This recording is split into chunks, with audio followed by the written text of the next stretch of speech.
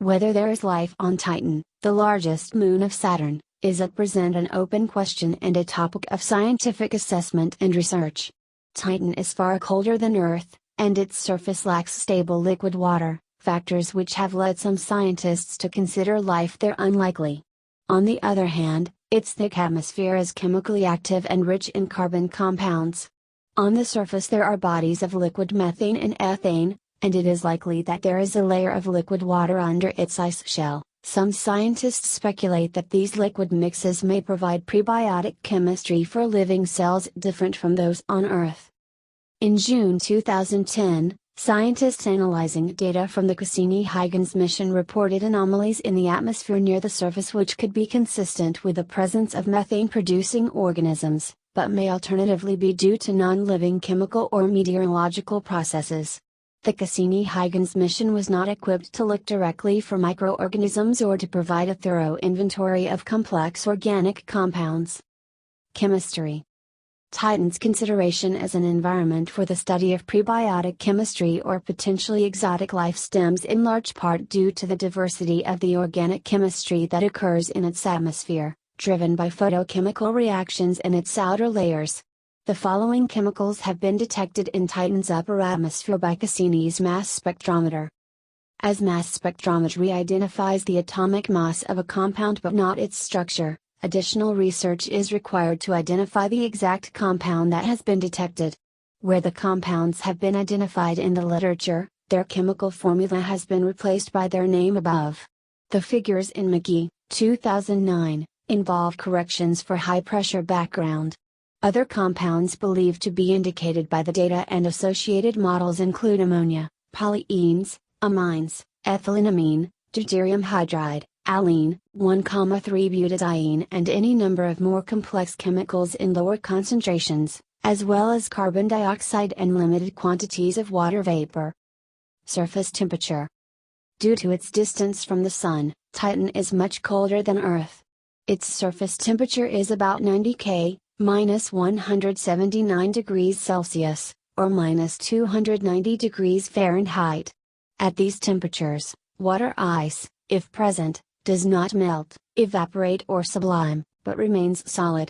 Because of the extreme cold and also because of lack of carbon dioxide, CO2, in the atmosphere, scientists such as Jonathan Lunine have viewed Titan less as a likely habitat for extraterrestrial life, than as an experiment for examining hypotheses on the conditions that prevailed prior to the appearance of life on Earth. Even though the usual surface temperature on Titan is not compatible with liquid water, calculations by Lunine and others suggest that meteor strikes can create occasional impact oases craters in which liquid water might persist for hundreds of years or longer, which would enable water-based organic chemistry.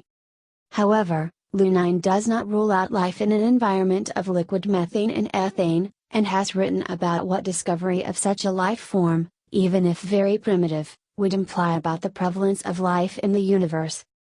Past hypothesis about the temperature.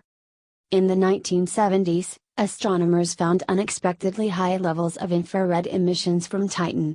One possible explanation for this was the surface was warmer than expected, due to a greenhouse effect. Some estimates of the surface temperature even approached temperatures in the cooler regions of Earth. There was, however, another possible explanation for the infrared emissions. Titan's surface was very cold, but the upper atmosphere was heated due to absorption of ultraviolet light by molecules such as ethane, ethylene and acetylene. In September 1979, Pioneer 11, the first space probe to conduct flyby observations of Saturn and its moons, sent data showing Titan's surface to be extremely cold by Earth standards, and much below the temperatures generally associated with planetary habitability. Future temperature. Titan may become warmer in the future. 5 to 6 billion years from now, as the Sun becomes a red giant, surface temperatures could rise to 200 K, minus 70 degrees Celsius, high enough for stable oceans of a water-ammonia mixture to exist on its surface. As the Sun's ultraviolet output decreases, the haze in Titan's upper atmosphere will be depleted, lessening the anti-greenhouse effect on its surface and enabling the greenhouse effect created by atmospheric methane to play a far greater role. These conditions together could create an environment agreeable to exotic forms of life, and will persist for several 100 million years. This was sufficient time for simple life to evolve on Earth, although the presence of ammonia on Titan could cause the same chemical reactions to proceed more slowly. Absence of surface liquid water. The lack of liquid water on Titan's surface was cited by NASA astrobiologist Andrew Power in 2009 as an argument against life there. Power considers that water is important not only as the solvent used by the only life we know but also because its chemical properties are uniquely suited to promote self-organization of organic matter. He has questioned whether prospects for finding life on Titan's surface are sufficient to justify the expense of a mission that would look for it. Possible subsurface liquid water. Laboratory simulations have led to the suggestion that enough organic material exists on Titan to start a chemical evolution analogous to what is thought to have started life on Earth. While the analogy assumes the presence of liquid water for longer periods than is currently observable, several hypotheses suggest that liquid water from an impact could be preserved under a frozen isolation layer. It has also been proposed that ammonia oceans could exist deep below the surface. One model suggests an ammonia water solution as much as 200 kilometers deep beneath a water ice crust, conditions that, while extreme by terrestrial standards, are such that life could indeed survive. Heat transfer between the interior and upper layers would be critical in sustaining any subsurface oceanic life. Detection of microbial life on Titan would depend on its biogenic effects. For example, the atmospheric methane and nitrogen could be examined for biogenic origin. Data published in 2012 obtained from NASA's Cassini spacecraft have strengthened evidence that Titan likely harbors a layer of liquid water under its ice shell. Formation of complex molecules.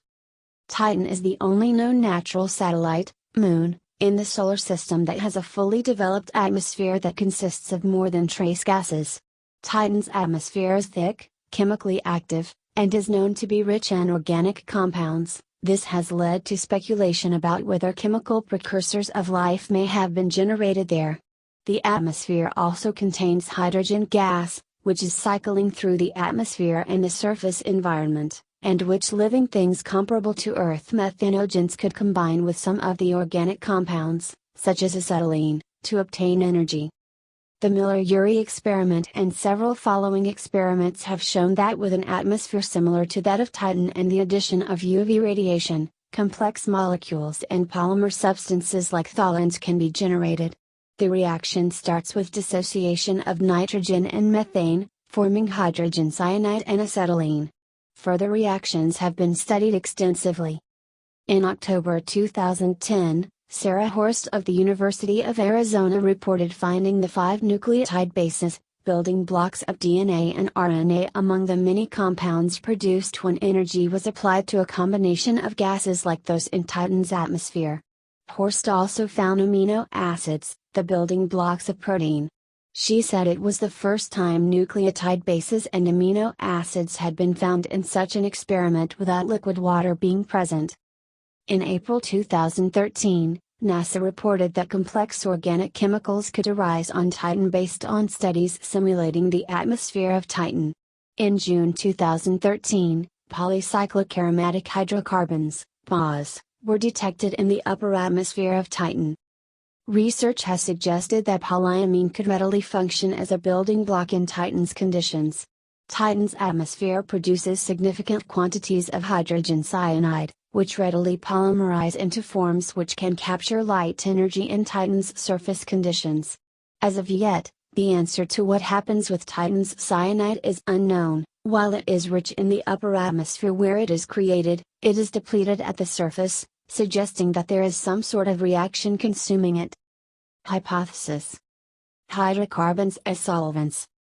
Although all living things on Earth, including methanogens, use liquid water as a solvent, it is conceivable that life on Titan might instead use a liquid hydrocarbon, such as methane or ethane. Water is a stronger solvent than hydrocarbons, however, water is more chemically reactive, and can break down large organic molecules through hydrolysis. A life form whose solvent was a hydrocarbon would not face the risk of its biomolecules being destroyed in this way. Titan appears to have lakes of liquid ethane or liquid methane on its surface, as well as rivers and seas, which some scientific models suggest could support hypothetical non-water-based life. It has been speculated that life could exist in the liquid methane and ethane that form rivers and lakes on Titan's surface, just as organisms on Earth live in water. Such hypothetical creatures would take in H2 in place of O2, react it with acetylene instead of glucose, and produce methane instead of carbon dioxide. By comparison, some methanogens on Earth obtain energy by reacting hydrogen with carbon dioxide, producing methane and water. In 2005, astrobiologists Chris Mackay and Heather Smith predicted that if methanogenic life is consuming atmospheric hydrogen in sufficient volume, it will have a measurable effect on the mixing ratio in the troposphere of Titan. The effects predicted included a level of acetylene much lower than otherwise expected, as well as a reduction in the concentration of hydrogen itself. Evidence consistent with these predictions was reported in June 2010 by Daryl Strobel of Johns Hopkins University, who analyzed measurements of hydrogen concentration in the upper and lower atmosphere. Strobel found that the hydrogen concentration in the upper atmosphere is so much larger than near the surface that the physics of diffusion leads to hydrogen flowing downwards at a rate of roughly 1025 molecules per second. Near the surface, the downward flowing hydrogen apparently disappears. Another paper released the same month showed very low levels of acetylene on Titan's surface. Chris Mackay agreed with Strobel that presence of life, as suggested in Mackay's 2005 article, is a possible explanation for the findings about hydrogen and acetylene, but also cautioned that other explanations are currently more likely, namely the possibility that the results are due to human error, to a meteorological process, or to the presence of some mineral catalyst enabling hydrogen and acetylene to react chemically. He noted that such a catalyst, one effective at -178 degrees Celsius, 95 K, is presently unknown and would in itself be a startling discovery, though less startling than discovery of an extraterrestrial life form. The June 2010 findings gave rise to considerable media interest, including a report in the British newspaper, The Telegraph, which spoke of clues to the existence of primitive aliens. Cell membranes. A hypothetical cell membrane capable of functioning in liquid methane was modeled in February 2015. The proposed chemical base for these membranes is acrylonitrile, which has been detected on Titan. Called an azotosome, nitrogen body, formed from azote, French for nitrogen, and soma, Greek for body, it lacks the phosphorus and oxygen found in phospholipids on Earth but contains nitrogen. Despite the very different chemical structure and external environment, its properties are surprisingly similar, including on-off formation of sheets, flexibility, stability, and other properties. An analysis of Cassini data, completed in 2017, confirms substantial amounts of acrylonitrile in Titan's atmosphere. Comparative habitability. In order to assess the likelihood of finding any sort of life on various planets and moons, Dirk Schultz-Mackach and other scientists have developed a planetary habitability index which takes into account factors including characteristics of the surface and atmosphere, availability of energy, solvents and organic compounds. Using this index, based on data available in late 2011, the model suggests that Titan has the highest current habitability rating of any known world, other than Earth. Titan as a test case. While the Cassini-Huygens mission was not equipped to provide evidence for biosignatures or complex organics, it showed an environment on Titan that is similar, in some ways, to ones theorized for the primordial Earth. Scientists think that the atmosphere of early Earth was similar in composition to the current atmosphere on Titan, with the important exception of a lack of water vapor on Titan. Many hypotheses have developed that attempt to bridge the step from chemical to biological evolution. Titan is presented as a test case for the relation between chemical reactivity and life, in a 2007 report on life's limiting conditions prepared by a committee of scientists under the United States National Research Council. The committee, chaired by John Burroughs, considered that if life is an intrinsic property of chemical reactivity, life should exist on Titan. Indeed, For life not to exist on Titan, we would have to argue that life is not an intrinsic property of the reactivity of carbon-containing molecules under conditions where they are stable. David Grinspoon, one of the scientists who in 2005 proposed that hypothetical organisms on Titan might use hydrogen and acetylene as an energy source, has mentioned the Gaia hypothesis in the context of discussion about Titan life.